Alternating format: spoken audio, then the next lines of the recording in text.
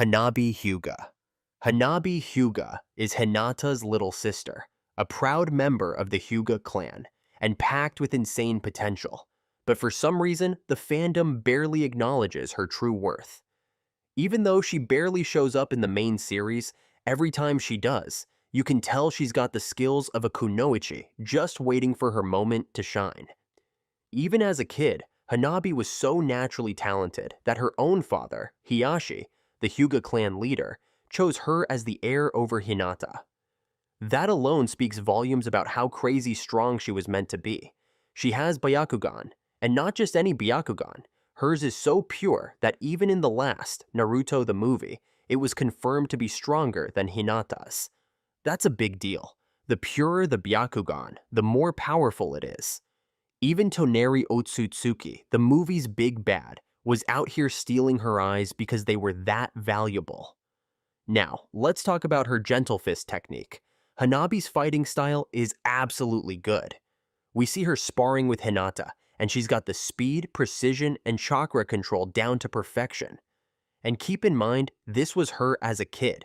She was already fighting like a full-fledged ninja. By the time Boruto rolls around, Hanabi has leveled up, big time. She's a full-fledged jonin, leading her own squad and taking on serious missions, proving that all that potential Hiashi saw in her as a kid is fully developed now. Hanabi is stepping up as a leader in the Hyuga clan, especially since Hinata is busy with family life. So why doesn't she get more recognition? Timing. Back in Naruto, Hanabi was just too young to be thrown into dangerous missions or frontline battles. The whole protect the young ninjas rule kept her in the background, meaning we never really got to see what she was fully capable of. If Kishimoto had given her more screen time, she could have easily reached Neji-level greatness.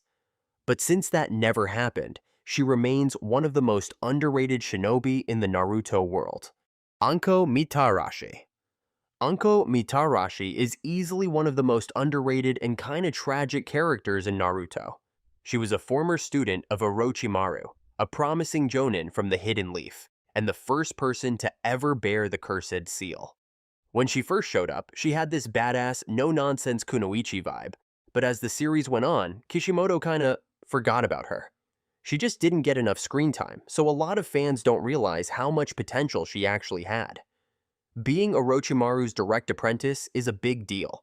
The guy was one of the legendary Sannin, meaning Anko had access to some seriously high-level jutsu. She mastered a bunch of complex techniques, including hidden shadow snake hands, the signature move where she summons snakes from her sleeves to attack. And actually, the official databooks confirm that she can use A rank and B rank jutsu, which is Jonin elite level. When confronting Orochimaru in the Forest of Death, she activated part of the seal's power and showed just how terrifying her potential could be. She even attempted Twin Snake's mutual death technique, a suicide jutsu designed to take down both the user and their enemy. It didn't work on Orochimaru, but the fact that she could control the seal without losing her mind, like most other victims, says a lot about her insane willpower. Even Orochimaru himself admitted that Anko was his favorite student. Anko was also a beast in close combat and stealth. She was a pro with kunai and assassination techniques. She could throw dango sticks and hit the target without even looking. Fast forward to the Fourth Great Ninja War, Anko was assigned a critical mission, leading a team to track down Kabuto, the guy behind Edo Tensei. Dinyin Boividadabuknai, one of her most unique abilities, is that she can hold her breath for extended periods, just like a snake. This skill makes her extremely effective in reconnaissance and infiltration missions. In Boruto, Anko becomes a teacher at the Ninja Academy, and her appearance has changed. And that's how they ruined a potentially great character. Shizune. Shizune is hands down one of the most underrated shinobi in the Naruto universe.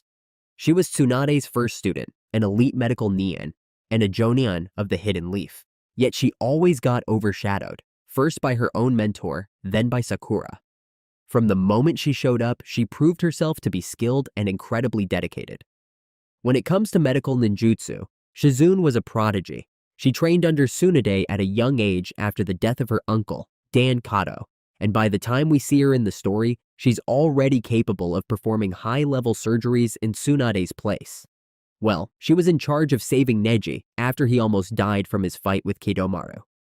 Keep in mind, if she hadn't been able to control chakra perfectly, Neji probably would have died. But what really sets Shizune apart is how she blends medical ninjutsu with poison-based combat. Unlike Tsunade or Sakura, Shizune brings a more tactical approach to fights. She pulls off Dokugiri, poison mist, blowing out a thick toxic cloud that can take down enemies in just one breath. And if that's not enough, she can also launch poison-tipped needles straight from her sleeves for surprise attacks. Even Jiraiya once said in Shippuden that Shizune was skilled enough to hold her own against Kabuto. At that time, a ninja medic who was no joke in terms of raw talent and danger. During the Fourth Shinobi War, she was put in charge of the medical and logistics division of the Allied forces. That's not some small gig. It meant handling high-pressure decisions, managing a massive team, and analyzing battlefield situations on the fly. And let's not forget, she was the first person to crack the mystery behind Pain's black rods, giving Konoha crucial intel on how the Rinnegan worked. Oh, and she also figured out the connection between White Zetsu and Hashirama's cells, a discovery that helped the Allied forces counter Zetsu's army in the final stretch of the war. And when Tsunade became the 5th Hokage, guess who was by her side? Yep, Shizune. She handled Konoha's administration, backed up both Kakashi and Naruto when they took over as Hokage, and served the village for nearly 20 years without a break. So why doesn't she get more love? Well, simple. Tsunade and Sakura kind of stole the spotlight when it came to medical ninjutsu. Fandom tends to focus on big battle moments, and since Shizune was more of a tactical player, she didn't get as much screen time. Conan, the Angel of Omegakura, really has the brains and the battle skills to stand toe-to-toe with the big names like Pain and Obito. She, along with Yahiko and Nagato, co-founded the original Akatsuki with the dream of bringing peace to the ninja world through revolution.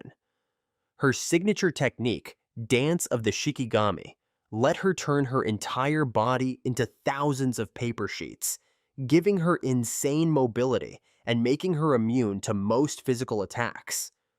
But her real moment of glory is where she almost took down Obito Uchiha. Yeah, the same guy who was running the whole show from the shadows. Conan straight up outplayed him, prepping 600 billion paper bombs and figuring out his Kamui's biggest weakness. He could only stay intangible for 5 minutes max. So what did she do? She made sure her explosion lasted 10 minutes, leaving him no choice but to take damage. If it weren't for the broken Izanagi technique, Obito would have been toast. Basically, she was a ninja all-rounder. We got a glimpse of her being a sensor-type ninja, working seamlessly with Pain on Akatsuki missions. This ability helped her detect enemies from a distance and plan her moves effectively. When you combine her sensor skills, versatile ninjutsu, and her paper abilities, Conan was one heck of a dangerous and well-rounded opponent. And, no joke, she defeated Sasori, and from then on, recruited him into that organization. It's a real shame that Conan often gets reduced to being Yahiko's girlfriend, or Nagato's bodyguard. She definitely deserved more recognition as a high-tier ninja, just as capable and smart as the main characters.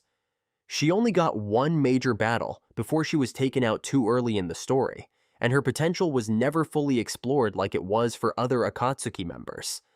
Honestly, compared to how much development characters like Itachi, Deidara, or even Hidan got, Conan felt like she was sadly left behind by Kishimoto. If Conan had lived longer in the story, she could have become a serious threat to the Shinobi Alliance. Just imagine combining her paper bomb techniques with Pain's or the other Akatsuki members' jutsu. They could have wiped out entire ninja villages without needing the power of the Ten Tails. Sai. First introduced as Sasuke's replacement in Team 7, Sai is a ninja with unique artistic abilities. Sai's main strength lies in his Choju Giga Super Beast scroll technique, which lets him turn ink drawings into living creatures for a variety of purposes. This ability is a versatile and deadly combat tool. Growing up in the Root organization under Danzo Shimura, Sai went through brutal training to erase all emotions, turning him into the perfect killing machine. We see Sai using a massive ink tiger to seal multiple ninjas revived by Edo Tensei, proving his strategic value in the Fourth Shinobi World War. Besides Choju Giga, Sai is also highly skilled in swordsmanship and close combat. When he joins Team 7 under Danzo's orders, Sai begins his journey of rediscovering emotions through his relationships with Naruto, Sakura, and later Ino. From a cold ninja who only spouted fake textbook phrases, he gradually learns to understand and express real feelings. The peak of this journey comes when he faces the Edo Tensei revived Shin. For the first time in his life, Sai shows genuine anger and sadness, marking the completion of his transformation from a tool into a true human. In Boruto, Sai continues to grow as he becomes a Jonin and leads Konoha's ANBU team. It's honestly unfair that Sai is often called Sasuke-light, or a failed clone, when his journey is probably more unique and deeper than many other characters. Sai could create countless surprise strategies mixing sealing, reconnaissance, and attacks. Danzo Shimura. Danzo Shimura is one of the most underrated characters in Naruto, not because of his strength, but because of the complexity of his character. As the leader of Root, a Hokage candidate, and one of the most powerful ninjas in Konoha, Danzo is often simplified by the fandom as a one-dimensional, hateable villain. But in reality, this character has incredible depth when you take a closer look at his motives and actions. When it comes to strength, Danzo is a master of wind release techniques, using moves like wind release, vacuum blade. You can see this clearly in his battle with Sasuke, where despite his old age, he still manages to go toe-to-toe with a young, highly skilled Uchiha. Danzo even forces Sasuke to activate Susanoo just to defend himself, showing how dangerous his attacks really are. What really stands out about Danzo is his use of the Sharingan, which he grafted from the Uchiha clan. He possesses the Eye of Shisui, one of the most powerful Sharingan ever, with the Kotoa Matsukami technique, an unbelievably strong genjutsu that can control someone's mind without leaving a trace. Kishimoto shows this power when Danzo tries to use it to manipulate Mifune during the 5-Cage Summit. If it weren't for Ao from Kirigakure noticing, Danzo's plan would have worked. On top of that, Danzo's right arm is grafted with 10 Sharingan from various Uchiha clan members, letting him use Izanagi, a reality warping technique, for 10 minutes straight. This made Danzo nearly invincible for that short period, forcing Sasuke to come up with multiple strategies to take him down. But that's not all. Danzo also had Hashirama Senju's cells grafted into him, giving him access to wood release. You can see him use this power to boost his physical strength and control the power of his Sharingan. The combination of Sharingan and Hashirama's cells created a shinobi with well-rounded and terrifying strength, especially with decades of combat experience under his belt. Story-wise, Danzo's role is even more significant. He was behind many of the events that shaped the Naruto world. We know he teamed up with Orochimaru to conduct experiments on wood release, leading to the successful grafting of Hashirama's cells. Danzo also ordered the Uchiha massacre, a controversial decision that reflected his sacrifice the few to protect the many mindset. He even indirectly helped create the Akatsuki by siding with Hanzo to frame Yahiko, which led to Yahiko's death and Nagato's change of heart. What makes Danzo complex is his motives. Unlike other Naruto villains like Nagato or Obito, who had lofty but unrealistic ideals about peace, Danzo focused on a more practical goal: the survival and growth of Konoha.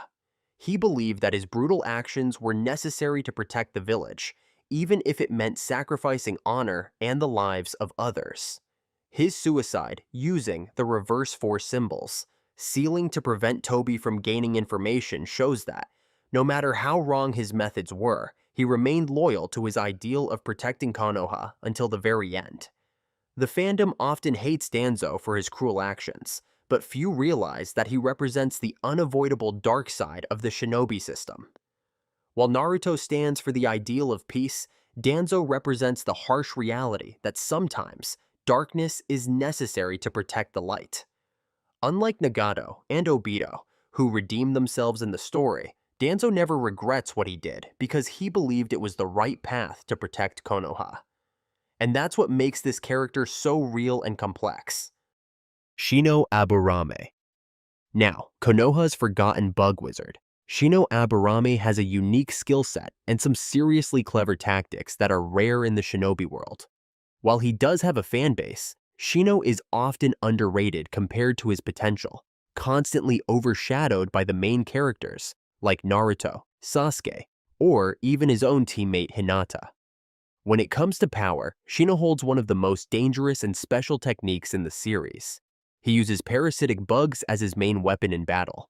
A great example of this is when Shino faced Zaku Abumi during the Chunin exams.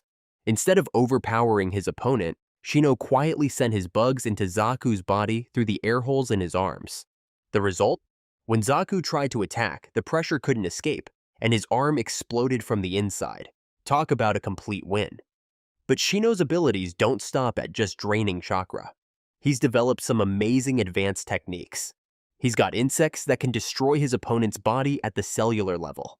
All he has to do is send his bugs into their body, and it's game over. Shino also uses his bugs for surveillance and information gathering, proving he has some top-notch reconnaissance skills that very few ninjas can match. One of Shino's most underrated abilities is his ability to mess with sensor ninjas using his bugs. He can create fake chakra signatures with his bugs, causing major interference with his opponent's sensor abilities. It's the perfect counter to sensor ninjas, but sadly, this side of Shino hardly gets any spotlight in the series. In terms of the plot, Shino is an essential member of Team 8, alongside Hinata and Kiba. He's honestly the smartest guy in the group. The contrast between Kiba's fiery temper, Hinata's shy nature, and Shino's calm demeanor creates a balanced team, with Shino acting as the tactical brain.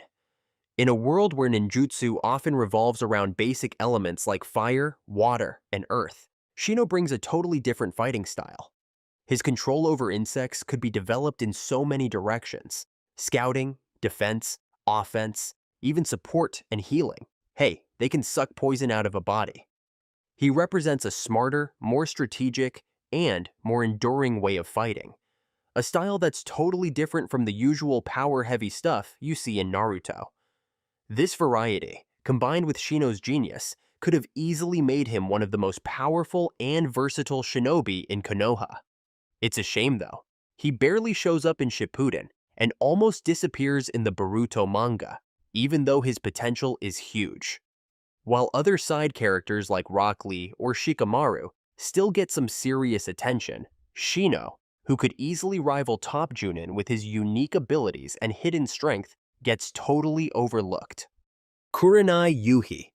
A lot of fans joke about Kurenai, like, wow, she tried to put an Uchiha in a genjutsu. But they really miss the point of the fight when they do that.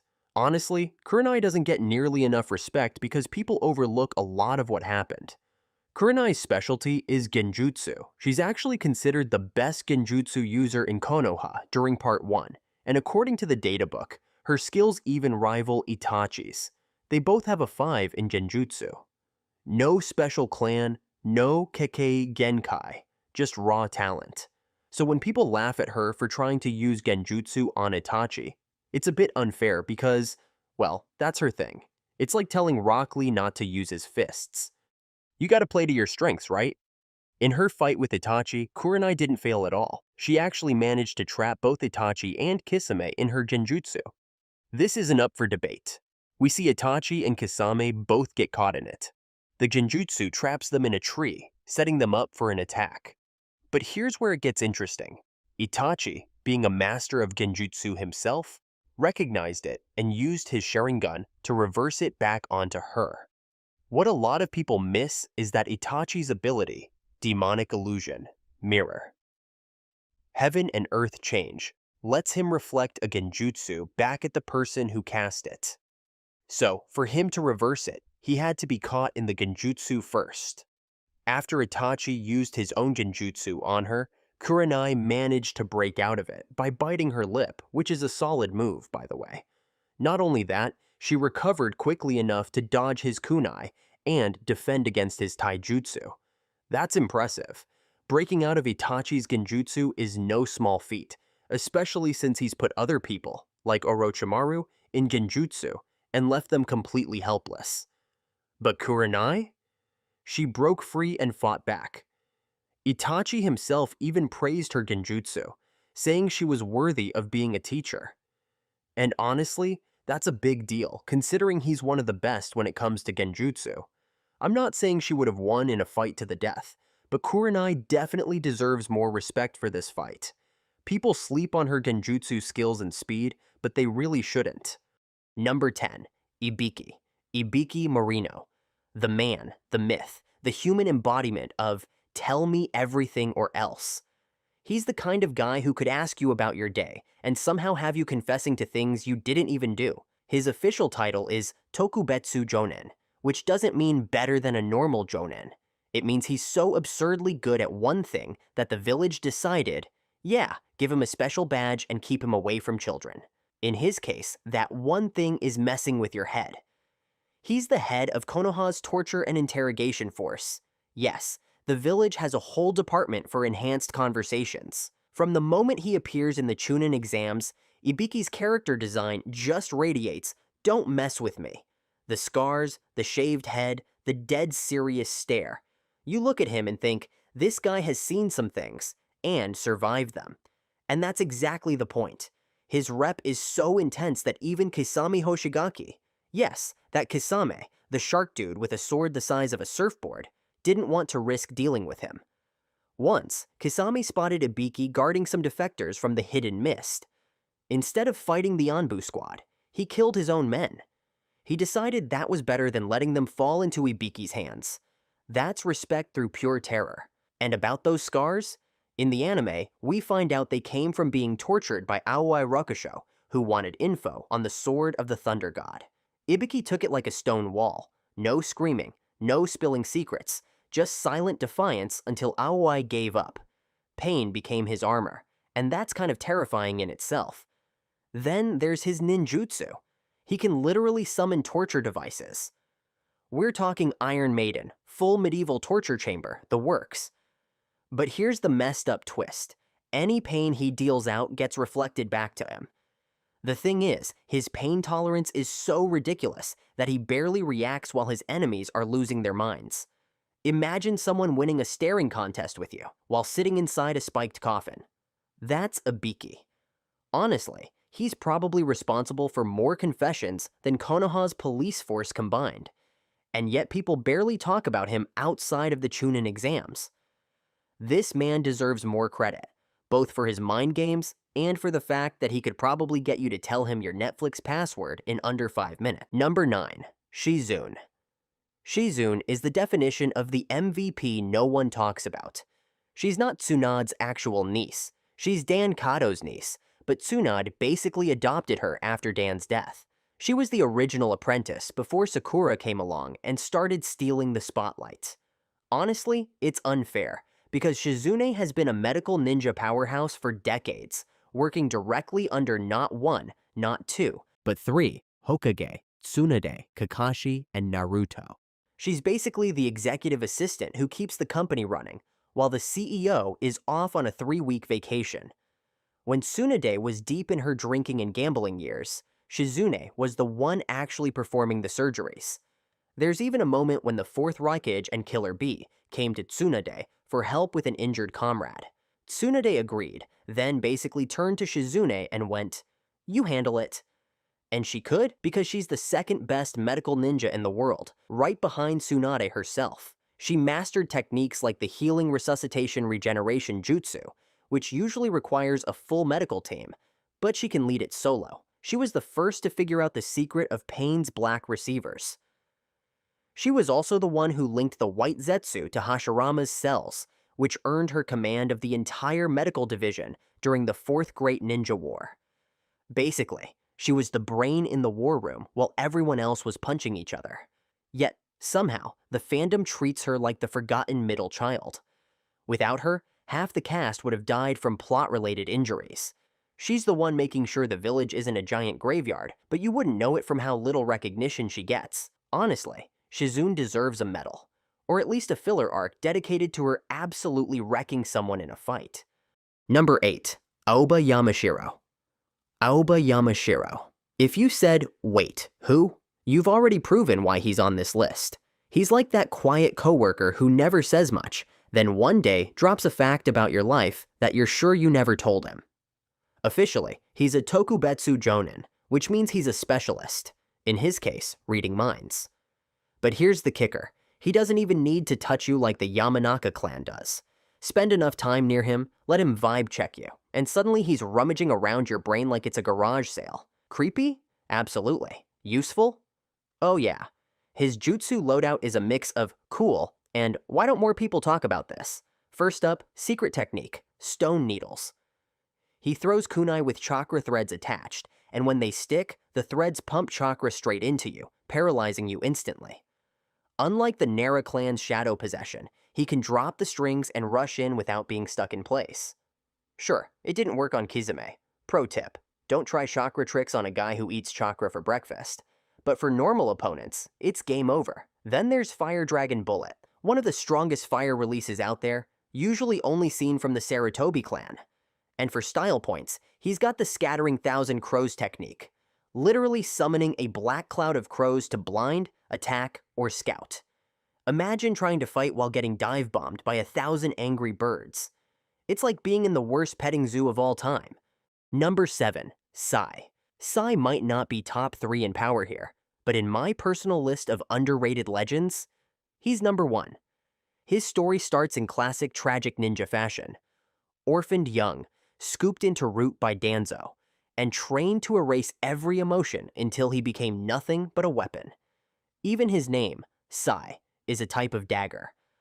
When we first meet him, he's Team 7's Sasuke replacement, but also Danzo's spy, basically a double agent in a bad comedy where no one trusts each other. First impressions? Rough. He's socially clueless, tries to bond by calling Sakura ugly, solid fail there, and comes off as a cold traitor. But behind that flat voice is one of the saddest backstories in Naruto. Before his training was complete, Sai actually formed a bond with another root member, Shin. The final root test? Fight each other to the death. But Shin died of illness before it could happen. Sai buried the memory deep, but kept a small picture book they'd made together. Unfinished, the two of them drawn holding hands in the center pages. He forgot why he drew it, but couldn't throw it away. Watching him change is where the magic is. Through bonds with Naruto, Sakura, and others, Sai starts feeling again. Memories of Shin resurface, and for the first time, he smiles. Not the fake practice smile, but a real one. Then comes the rage. When Deidara and Sasori use Shin's reanimated body as a living bomb, Sai's emotions hit like a storm. And when Shin is finally released, the sadness is real too. His jutsu is as unique as his journey. Super Beast imitation drawing brings ink creations to life, birds, lions, snakes, all with one hand, leaving the other free. In the war, his ink tigers helped seal reanimated shinobi. He blocked Sasuke's attack on Naruto. As a root assassin, his taijutsu and kenjutsu are sharp enough to beat Kabuto outright. And life after the war? In Boruto, Sai gets one of the rare happy endings. Married to Ino, still rocking a good haircut while half of his generation is losing the style game. Fans sometimes call him Diet Sasuke, but honestly, I think Sasuke is Diet Sai. Sai's got more personality, more growth, and far less brooding. Even Kishimoto loves him, and that's good enough for me. Number 6. Shino. Shino Aburame is that quiet classmate who never says much, but somehow gets perfect grades on every test. He's always been respected, sure, but not nearly as much as he should be. The running joke in the fandom? He's never lost a fight. And honestly, it's true. If he'd been on the Sasuke retrieval squad, Sasuke would have been home in time for dinner. Instead, the story conveniently sent him on another mission. Plot armor working against him this time. Even in Boruto, his only loss is to Mitsuki, and let's be real, that was him holding back because he was training kids, not unleashing his killer swarm on a student. Give him the green light, and that match ends in about 10 seconds. His battle IQ is terrifying. In the Chunin exams, he planted bugs inside Zaku's air vents, so they exploded under pressure. In the manga, it took Zaku's arm clean off. In the Fourth War, he took down Torun, Danzo's personal Aburame prodigy, with nano-sized bugs that corrode flesh on contact. Shino countered by breeding his own bugs to resist the corrosion, pinned Torun down, and sealed him. That's mad scientist levels of strategic thinking. As the strongest Aburame alive, Shino's got options. He's compatible with the dangerous Rinkaichu breed, but doesn't even need them. He's got the Kitachu, bugs that when overfed chakra grow massive and explode inside their host. Think of it as sending an angry burrito into someone's bloodstream. And here's why his stock should be sky high in Boruto. The biggest threats now are Otsutsuki, who can absorb all ninjutsu and ignore genjutsu. Shino's bugs? Real physical organisms. You can't absorb a living insect. With insect jamming and stealth, he can confuse even the Byakugan, sneak bugs onto an Otsutsuki's body, and either paralyze them, corrode them, or blow them apart from the inside. Shino is basically an Otsutsuki counter, just walking around teaching at the academy. The fandom knows he's cool, but not how cool. Give the Bugman his flowers, or better yet, keep them, before he sends a swarm up your sleeve as payback. Number 5. Kankuro. From the moment Kankuro walked onto the screen, face paint and all, I was sold. He's fiercely loyal to Temari and Gaara, and now, he's the best puppet master alive. Back when Granny Chiyo and Sasori were around, he was still a teenager learning the ropes. But peak Kankuro today, he'd give them both a run for their money. His early feats are solid. In the Chunin exams, he turned Dosu's close-range style against him and took the win. Later, he fought Shino to a standstill, and tying Shino and OG Naruto is a huge deal. Then he killed the Sound 4's Sakon and Ukon while teamed up with Kiba. Though, let's be honest, Kiba's main contribution was barking encouragement. Fast forward to the Fourth Great Ninja War. Kankuro fought Edo Sasori and Edo Deidara at the same time with Sai, and sealed them both. That's even more impressive when you remember poison doesn't work on reanimated bodies, so he had to rely purely on skill. And he told Sasori straight to his face that his black secret technique had surpassed Sasori's red secret technique. The hidden gem in his story comes from Naruto, the last novel. Studying Otsutsuki puppets, he developed invisible chakra threads that let him control puppets from a long distance without being seen. The threads are so thin they're basically undetectable, making his puppets look like they're moving on their own. That's a huge leap in puppet tech, turning a battlefield weapon into something even more deadly while keeping the user completely safe. And his arsenal? It includes Sasori's third Kazekage puppet, and even Sasori's own body as a puppet. That's like if a swordsman wielded 2 legendary blades at once. Pure overkill. Number 4. Yamato. Yamato is one of those characters who gets way less respect than he deserves, both from the fandom and from people inside the Naruto world. Part of that's because he came in as Kakashi's temporary replacement, and honestly, that's like stepping on stage to replace your favorite rock band's lead singer. No matter how good you are, the crowd is still yelling for the other guy. And, yeah, he's not Kakashi-level handsome, but that's not the point. Yamato's story is entirely different. He's literally a lab experiment. The only survivor out of 70 children Orochimaru used in his twisted attempt to recreate wood release. 70. One lived. That one was Yamato. After Orochimaru bailed, Danzo found him, because of course he did, and pulled him straight into Root. It was like the world's most messed up adoption process. Under the codename Kinoi, Yamato grew up as Danzo's perfect child soldier. His loyalty was so absolute that he was once sent to assassinate Kakashi. That mission failed, but in the process, Kakashi started the slow work of unbrainwashing him. And underneath all that root conditioning, Yamato carried a crushing guilt. Guilt for surviving when every other test subject died. When he finally left Root, he joined Anbu under the third Hokage and became one of the best operatives in Konoha's history. Most missions completed, most people saved, most dangerous targets eliminated. The guy has a record that would make other Anbu jealous. But his most famous role? Keeping Naruto in check. Yamato could suppress a full Four Tails cloak in seconds, something even Jiraiya couldn't fully control. He sealed Hashirama's necklace with a monitoring system to track how many tails Naruto had out at any given moment. Without him, some of Naruto's rampages would have turned Konoha into a smoking crater. People compare him to Kakashi like it's a fair contest, but that's the wrong lens. Yamato's not flashy. He's the reliable friend who always has your back, quietly saving the day while everyone else gets the glory. And that deserves a lot more recognition than he gets. Number 3. Sakura. Sakura Haruno might be one of the most misunderstood characters in Naruto. In South America, she's beloved, top 3 in the Narutop 99 poll alongside Itachi and Minato. But in other corners of the fandom, people are still calling her pink trash can over things she did as a kid. Which is wild, because she's grown more than almost anyone else in the series. Let's be honest, early Sakura had her issues.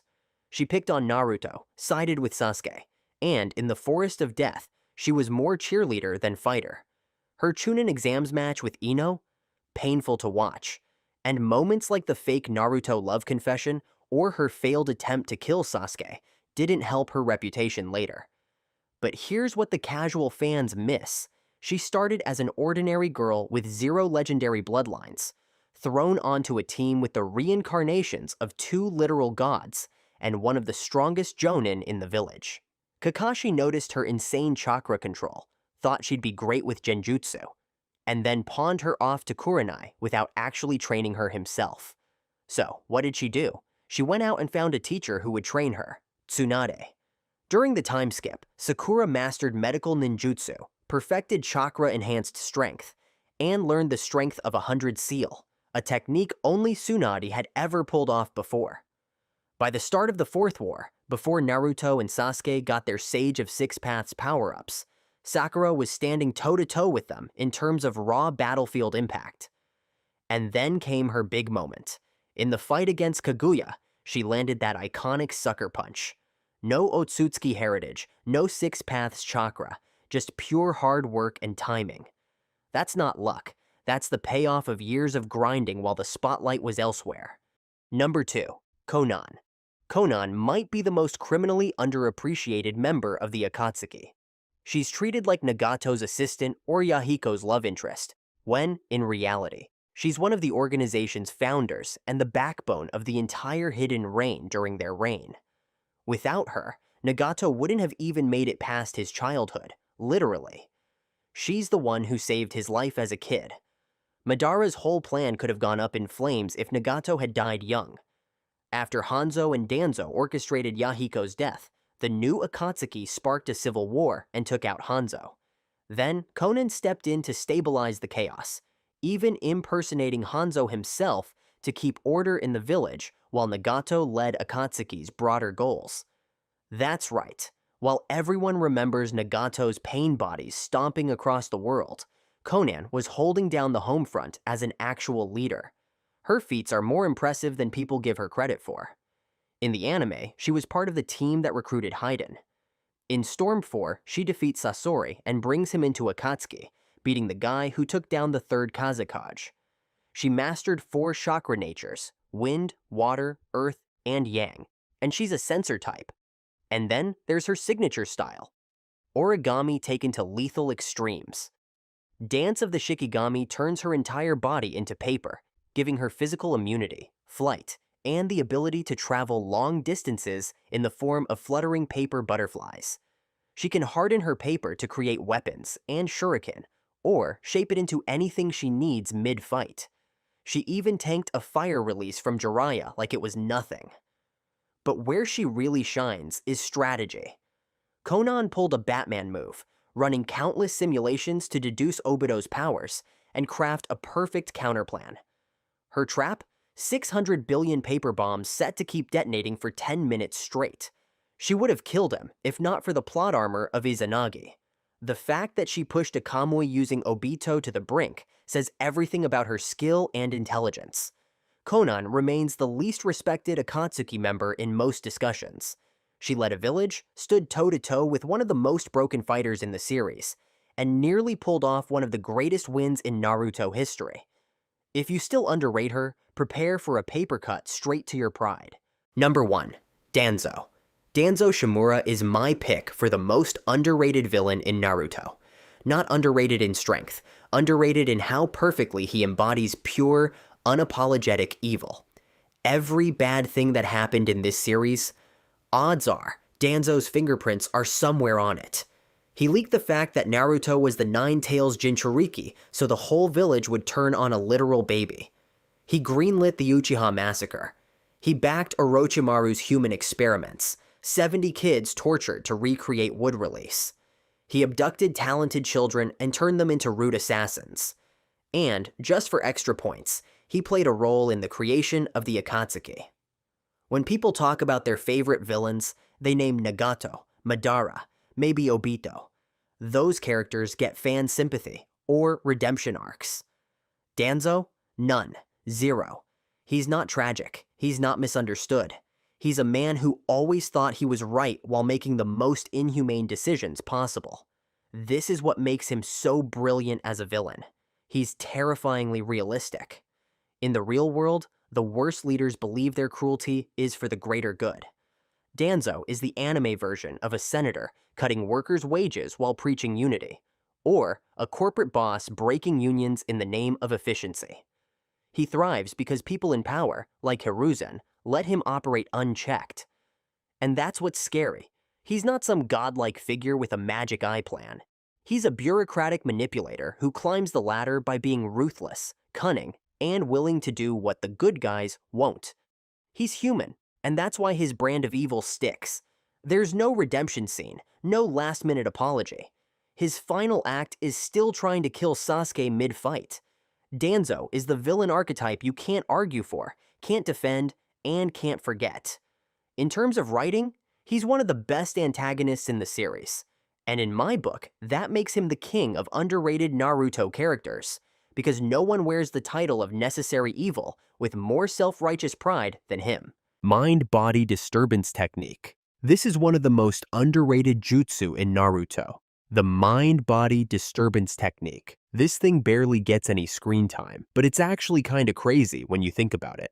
It's a hidden gem from the Yamanaka clan, and we saw Ino's dad use it back when Orochimaru attacked the Leaf Village. So, what does it do? This jutsu lets you hijack someone's nervous system using chakra. That means you get to fully control their body while still chilling in your own. And that's exactly what makes it different from the mind-body switch technique. That one requires you to send your entire consciousness into the enemy, leaving your own body wide open like a sitting duck.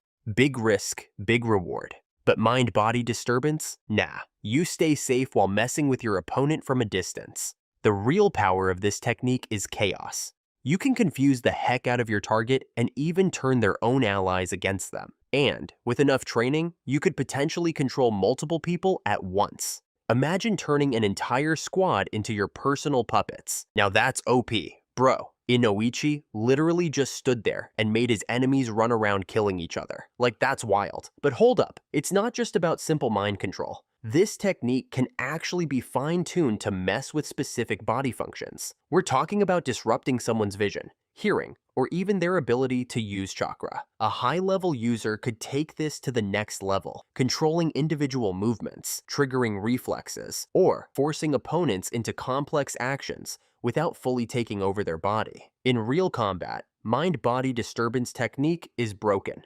It's perfect for dealing with multiple enemies or getting out of tight situations, and the psychological effect is even worse. Imagine knowing exactly what's happening, but not being able to stop your own body from moving. That level of helplessness is just so terrifying. And let's be real, the Yamanaka clan is criminally underrated. These guys can sense chakra at insane levels, invade minds, read memories, steal jutsu, control people. break their spirits, and even talk to thousands of people at once. That's insanely. Oh, and let's not forget the moment Ino straight up saved the entire Shinobi Alliance. Naruto B. Everyone. She used mind transfer jutsu on Obito for a split second, knocking his aim off and preventing a tailed beast bomb from wiping them all out. Like, come on, if you had a clan with this level of spiritual power, you'd better protect them at all costs. No debate. Drunken Fist. Alright, so Drunken Fist isn't actually a jutsu. It's more like a wild, unpredictable fighting style that Rock Lee just kinda stumbled into. Basically, when Lee gets even a little alcohol in his system, he enters a completely different state of combat. His movements become totally random, impossible to predict, and on top of that, his speed and strength get a massive boost. The first and only time we see this go down is during his fight with Kimimaro. Dude thought he was drinking some kind of medicine, but plot twist, it was actually Tsunade's booze. And just like that, Drunken Lee was born. So why is this technique so busted? Well, alcohol basically removes the brain's natural restrictions on physical power. Normally, your brain limits how much muscle strength you can use to keep you from tearing yourself apart. But when Lee is drunk, no more safety limits. He taps into 100% of his raw strength, making him an absolute menace in battle. In real fights, the true power of Drunken Fist is its unpredictability. Most ninja rely on reading their opponent's movements to block and counter. But with Drunken Fist, good luck with that. The moves are so random that even Sharingan and Byakugan users would have a hard time keeping up. That's a massive advantage, especially against enemies who depend on visual jutsu or reaction-based defenses.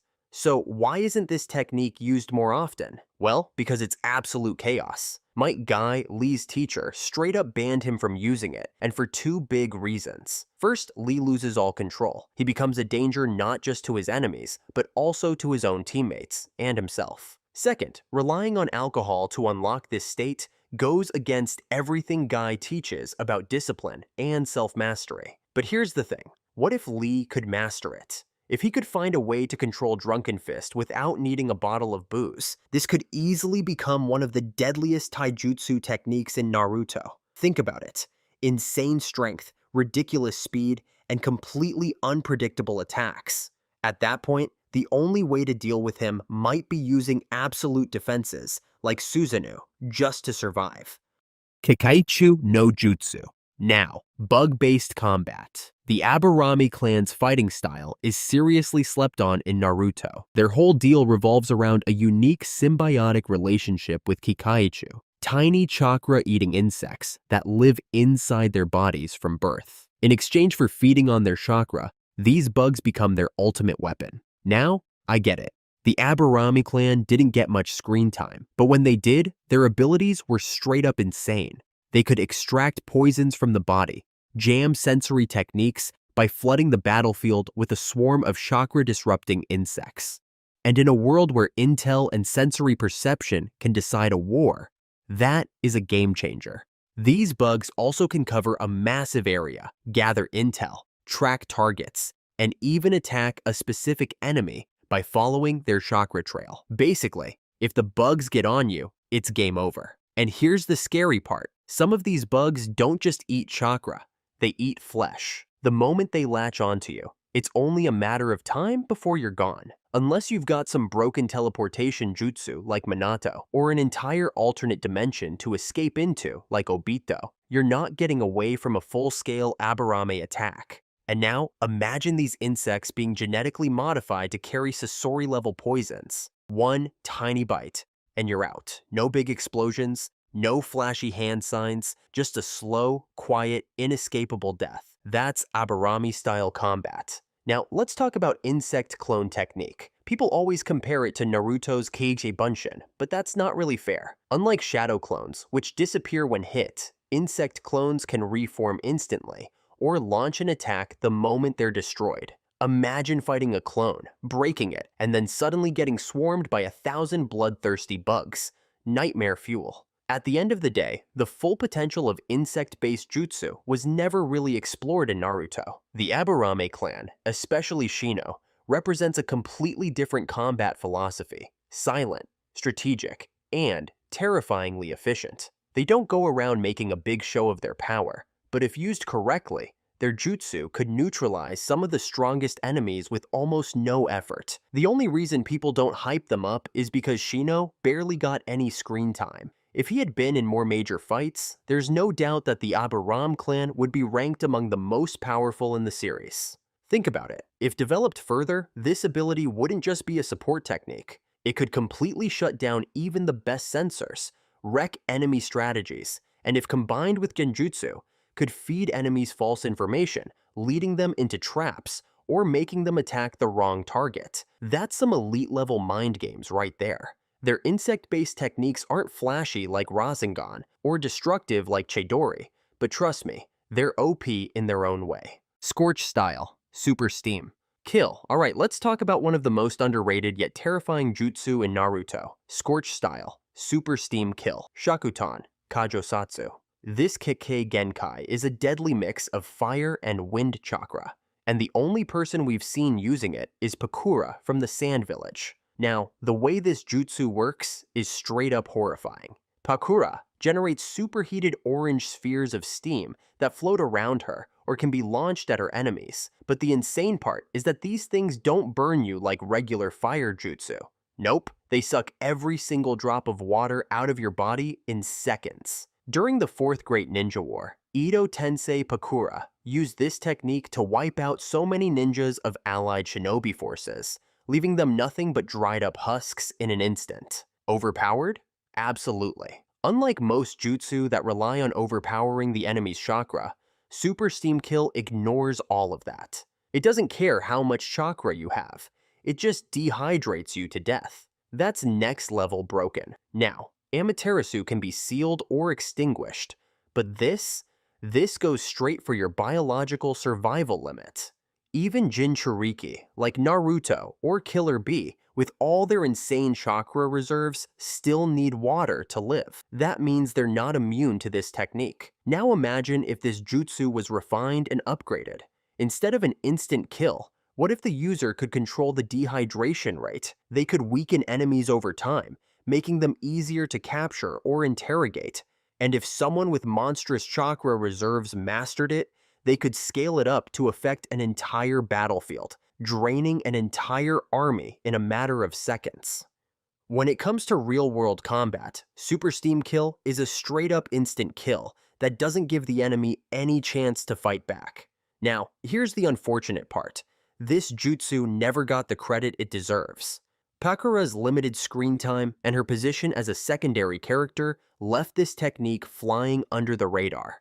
But if a main character had it, it would be one of the most feared techniques in the Naruto world. I'm talking about right up there with Rasengan, Chidori, or even Amaterasu. This shows that Kishimoto created a rich, complex world of jutsu filled with powerful techniques, but not all of them were fully explored in the main story. Super Steam Kill is a perfect example of that. So, it's not the flashiest jutsu that wins the battle, but the most lethal one. That's where the true terror lies. Gentle Step, Twin Lion Fists. Gentle Step, Twin Lion Fists is a secret technique from the Hyuga clan, and if you ask me, it's Hinata's ultimate flex. This technique symbolizes her growth and progress in martial arts. Basically, you focus a massive amount of chakra into both hands, and boom, you form two purple-blue lion-shaped chakra constructs that wrap around your fists. It's kind of like giving your fists a chakra-powered lion armor. Now, here's where things get interesting. Unlike the regular Gentle Fist, which just targets specific tenketsu points, this one goes all in. Not only does it block chakra points, but it also smashes directly into the opponent's internal organs, causing double damage, inside and out. It's way more dangerous than your regular Gentle Fist, making it a serious threat even to opponents with strong physical defense. This technique has crazy potential if developed properly. First up, the internal damage of Gentle Step Twin Lion Fists can be taken to the next level by increasing chakra density.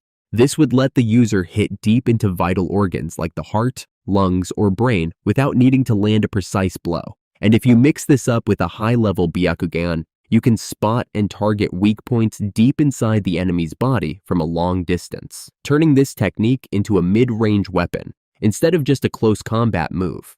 And not to forget, It also has the ability to destroy and drain chakra, so not only can it disable an opponent, but it could also steal their energy. In actual combat, Gentle Step Twin Lion Fists would be an absolute beast, but it's often underrated. It's one of the few techniques that really combine and unlock the full potential of taijutsu. The downside, though, the moment it got shown off, Hinata used it against Pain. Now, we all know, at that time, her power was far from peak, and Pain was just on another level.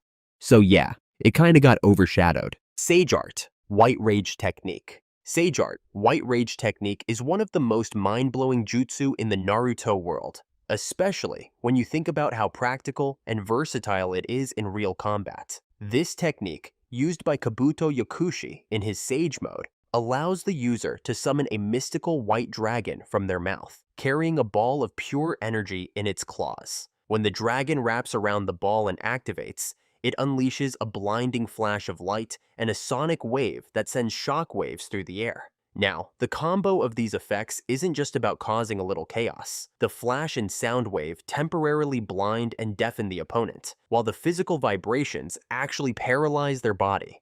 So yeah, it attacks 3 senses at once: sight, hearing, and touch. Talk about a triple threat, right? In actual battle, the White Rage technique is insanely valuable tactically. It's one of the few jutsu that can completely disable an enemy without even having to get close. Plus, the fact that it can attack multiple senses at the same time makes it a nightmare for any ninja who relies on sensory jutsu, like those with Sharingan. Yup, Sharingan won't help you see through thick mist, and even Rinnegan can't dodge that kind of sensory overload. Even the strongest ninjas need at least one sense to fight effectively, and when all of them get paralyzed, they become ridiculously vulnerable. But here's the kicker. This technique doesn't burn through a ton of chakra, which means it can be used multiple times in long, drawn-out battles. Now, in tight spaces like caves or forests, the effect of this technique can actually get even stronger. The sound waves bounce off surfaces and create a resonance effect, making it even more devastating. So, want to escape the effects of this jutsu? You'll need to close your eyes, plug your ears, and basically turn into liquid to avoid the damage it dishes out. Good luck with that.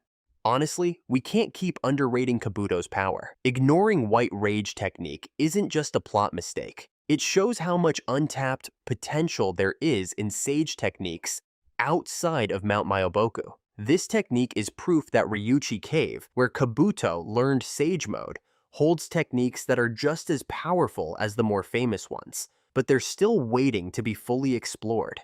In a world where battles are often won by raw strength or Ijutsu, White Rage technique shows how a smart and subtle technique can outplay the competition and secure victory for its user.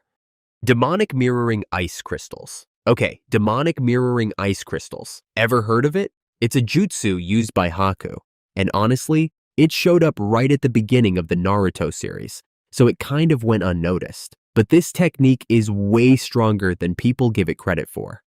When activated, Haku can move between these mirrors at near instantaneous speed, turning each mirror into a launch point for attacks. The cool part is this jutsu mixes 2 types of chakra, water and wind, to create ice, Ayoten, a rare Keki Genkai that comes from the Yuki clan, a clan that's almost extinct. Each mirror doesn't just reflect Haku's image, it actually lets him merge with the ice, zipping between the mirrors faster than anyone's eyes can keep up with. The point is, Demonic Mirroring Ice Crystals isn't even close to reaching its full potential. What we saw in the battle on the Great Naruto Bridge was just a taste. If someone experienced with tons of chakra got their hands on this technique, the possibilities would be endless. You could increase the number of mirrors, expand the range, or even create multiple mirror domes to control an entire battlefield. If Haku had survived and kept training, he could have taken this technique to the next level. Think shifting mirror shapes, resizing them, or even making small mobile mirror shards that could chase you down.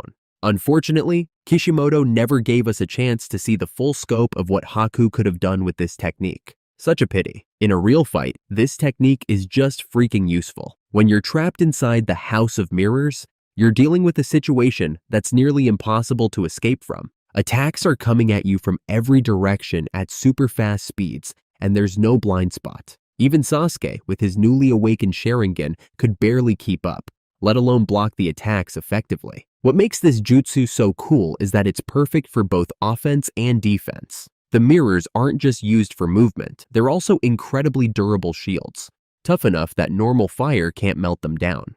So yeah, trying to attack or escape from someone who has this technique is pretty much a nightmare. The thing is, Makyo Hyosho didn't get enough love, and that's not because it's weak. It's just that it showed up too early in the series, back when chakra and jutsu were still simple concepts. If it had been introduced during Shippuden, there's a good chance it would have been developed into something seriously terrifying. It's no surprise that Haku was feared and isolated.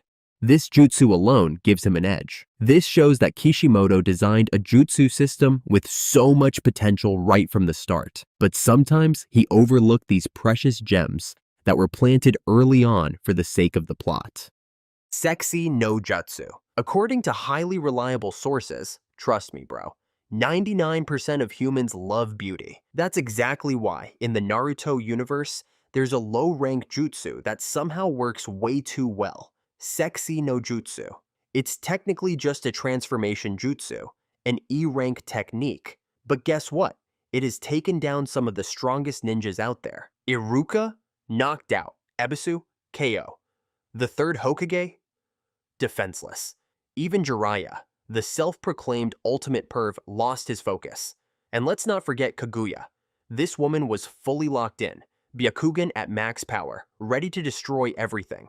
And then, boom, a squad of handsome guys appears, naked, and suddenly she's shook. Byakugan, deactivated. I have never seen her look that gentle before. At this point, I think we can all agree. The biggest weakness of a ninja isn't genjutsu, it's hormones, or as I like